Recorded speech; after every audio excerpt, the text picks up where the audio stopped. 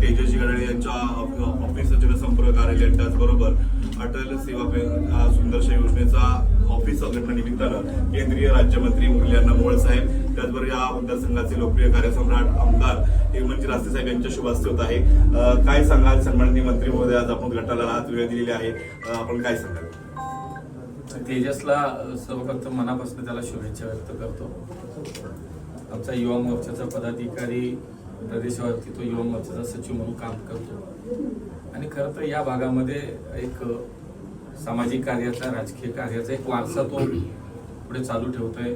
आमच्या सुनंदाताई पुणे महानगरपालिकेमध्ये एक लोकप्रतिनिधी म्हणून, चांगल्या नगरसेविका म्हणून त्यांनी काम केलं.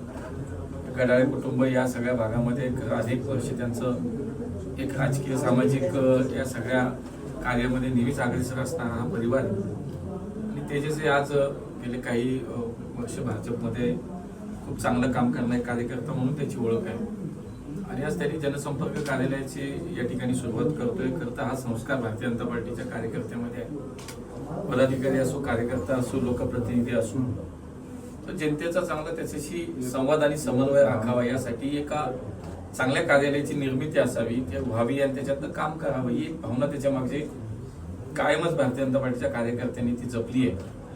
आज तेजस्वी या कार्यालयाच्या माध्यमातून या ठिकाणच्या लोकांची सेवा करेल.